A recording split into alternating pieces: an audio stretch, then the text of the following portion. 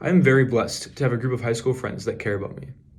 They're not just the kind of friends that you'd use as something to post about on social media. They're not people that you hang out with just because you're bored and need someone to pass the time with. They're people that constantly push me to be the best version of myself. They call me out when I act up and check on me when something is wrong and constantly find ways to make me know that they really do care about me. I could not ask for better people to grow up and go through life with. But there is one issue about these relationships, however. The issue is that these friendships now operate from over 1,000 miles away. And this is not only unique to me. Each one of you guys watching this video has friends that are spread across the entire country. Here we sit in Texas, while our friends live their collegiate lives in Arizona, California, Florida, Minnesota, New York, you name it. Those who we spent our lives with for the past 4 years, those who we have now grown close with and bonded with, are displaced across the whole nation. Now, I found this very hard to deal with, actually. We've been in college for barely 3 months, and I found it quite difficult to maintain these friendships at the same deep level that I had in high school. A large part of this dilemma is the distance that lies between us now, but I've recently realized that most of the fault lies with me. I realize that there are many things I can be doing in order to stay close with those I care about, despite the distance. In the past weeks, I've tried to apply these things to my communication life, and they've helped me reignite my relationships with my friends that I consider family.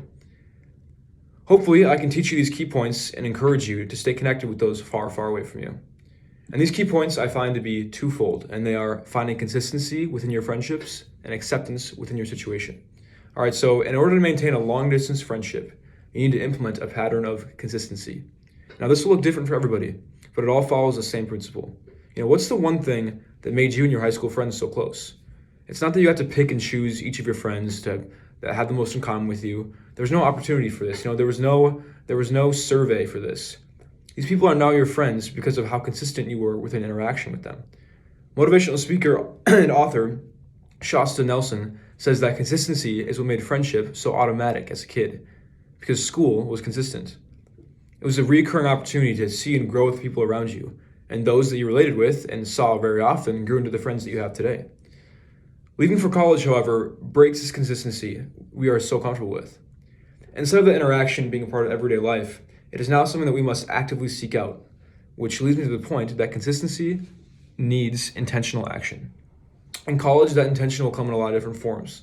For me, it's FaceTiming my close friends from home every week and texting each of them individually to ask them for life updates, how their college life is going, to see if they need any advice or prayer for their life right now.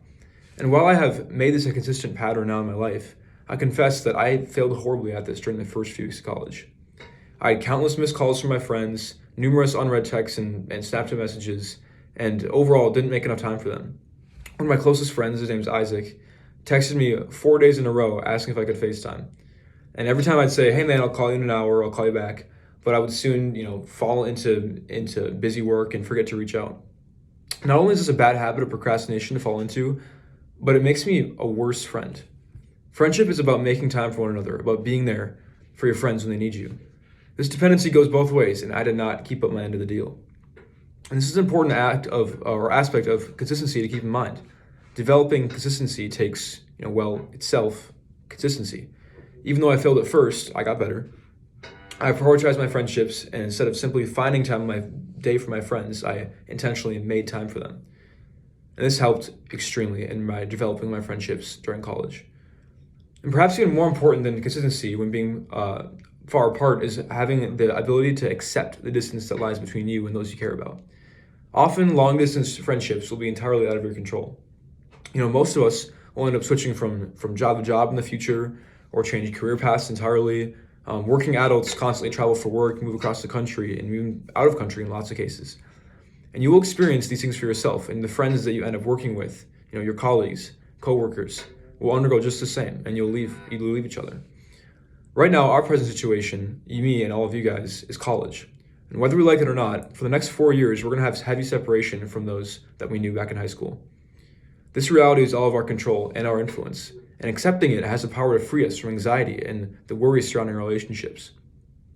The world's top psychotherapists and researchers, such as psychotherapist Amy Morin, have conducted countless research about worrying surrounding what we cannot control. And all the research agrees that worrying stems from a desire to control, a desire to change what we can't change. And if we can learn to accept the distance between us and those that we love, we can clear our minds to focus on how to handle the situation in a more positive, clear, life-giving way. And once we can secure that stable mental state surrounding distance, the relationship can finally breathe. It can begin to think for itself and grow in ways that it hasn't before. And the results of this can be overwhelmingly positive and beneficial, as long distance relationships, ones that are healthy, have been shown to improve patience and personal stability. And while practicing consistency and acceptance will surely help our friendships, it is important to remember that for some friendships, things might simmer out. Like I said before, friendship is a two-way street. Both parties must want and desire the same outcome. In college, you'll find that some friends from back in the day were not as real, authentic, and intentional as they used to be. Friendship might start to fade, and letting a person go may become a difficult reality for you. I know it has for me already. And letting go of friends might be a difficult assignment, but often it is necessary. In a stage of life where extreme growth happens, ridding yourself of negative friends and shallow relationships is crucial to growing into a mature, independent adult. Hopefully, however, it has not come to this for you guys. Hopefully, all your high school friendships will continue to thrive as you foster new connections with friends in college and beyond. And if you can work to be consistent with those that you love, you have nothing to fear. Thank you.